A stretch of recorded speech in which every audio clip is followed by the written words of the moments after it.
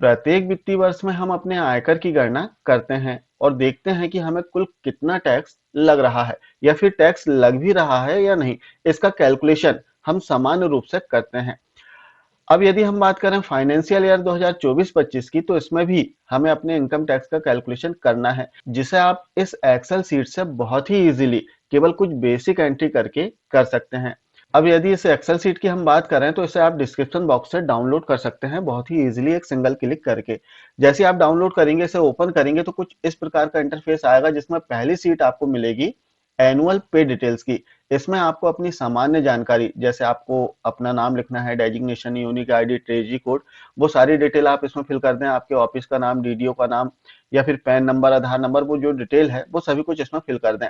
इसके बाद में आपके वेतन से संबंधित जानकारी सेकंड पार्ट में आपको फिल कर देना है। वेतन से संबंधित अर्थात यहाँ पर आपको बेसिक अपना जो है वो दर्ज करना है और वो बेसिक फिल करना है जो कि आपको मार्च पेड इन अप्रैल मिला था।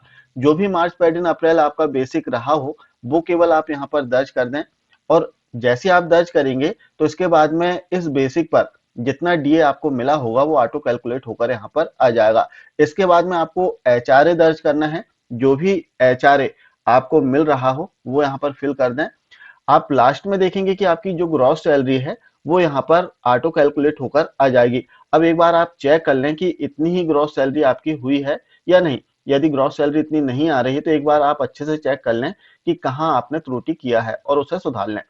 इसके बाद में आगे देखेंगे कि यदि आप जीपीएफ आपकी कटौती हो रही है तब आपको यहाँ पर दर्ज करना है। यदि जीपीएफ में आप दर्ज करेंगे तो आपका जो एनपीएस डिडक्शन है वो जीरो हो जाएगा, क्योंकि सामान्य तौर पर जिनका जीपीएफ डिडक्शन होगा उनका एनपीएस डिडक्शन नहीं होगा। तो दो में से कोई एक एंट्री होगी। यदि आप जीपीएफ एंट्री कर रहे हैं तो यहाँ पर एनपीएस जीरो हो जाएगा। यदि जीपीएफ में एंट्री नहीं कर रहे हैं तो एनपीएस का जो डिडक्शन है वो ऑटो कैलकुलेट होकर यहाँ पर आ जाएगा। इसके बाद में जो भी जीआईएस की कटौती आपकी हुई है वो आप यहाँ पर पहले बॉक्स में फिल कर दें और नीचे आप देखेंगे कि ऑटो ऐड इसमें हो जाएगा।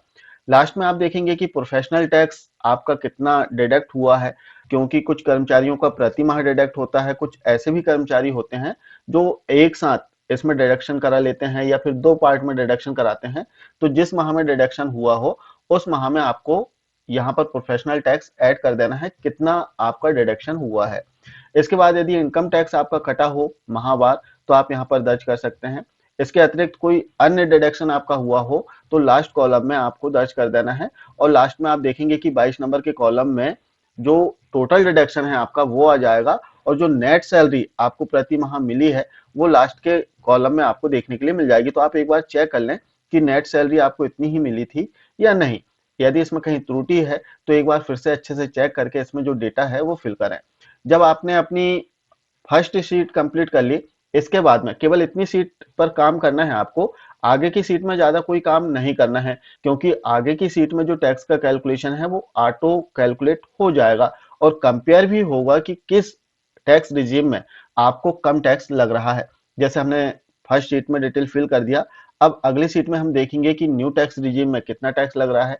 तो यहाँ पर आप देखेंगे कि जो फर्स्ट शीट में आपने डिटेल फिल किया था वो सारी डिटेल इसमें आ गई है। जो ग्रॉस सैलरी है वो यहाँ पर ऑटो ऐड हो गई है। इसके बाद में इस ग्रॉस सैलरी पर कितना टैक्स लगेगा वो टैक्स कैलकुलेशन आप यहाँ पर देख सकते हैं। इसके बाद लास्ट शीट जो है ओल्ड टैक्स रिजीम की है। इसमें ओल्ड टैक्स रिजीम में कुल कितना टैक्स लगेगा वो कैलकुलेट होकर आ जाएगा। साथ ही यहाँ पर आप देखेंगे कि इसका जो कंपेयर है वो भी दिया गया है कि न्यू टैक्स रिजीम में आपको कुल कितना टैक्स लगेगा, ओल्ड टैक्स रिजीम में कुल कितना टैक्स लगेगा। यदि आप इनमें से कोई एक टैक्स रिजीम चुनते हैं तो कौन सा आपके लिए फायदेमंद होगा वो आप लास्ट में देख सकते हैं कि कितनी बचत हो सकती है संबंधित टैक्स रिजीम में। तो इस प्रकार से आप कंपेयर कर सकते हैं इस एक्सेल सीट में कि आपको कौन सा टैक्स रिजीम चुनना फायदेमंद होगा। अब आपके ऊपर है, आप पहले देख लें कि कौन सा टैक्स रिजीम आपको चुनना है, कौन सा आपके लिए लाभदायक है। तो आशा है जानकारी आप समझ पाए होंगे। इस एक्सेल सीट को डिस्क्रिप्शन बॉक्स से आप बहुत ही इजीली जो लिंक दी गई है उस पर क्लिक करके डाउनलोड कर सकते हैं और अपने टैक्स का कैलकुलेशन कर सकते हैं। मिलते हैं कुछ इसी प्रकार की जानकारियों के साथ में नेक्स्ट वीडियो में। तब तक के लिए जय हिंद।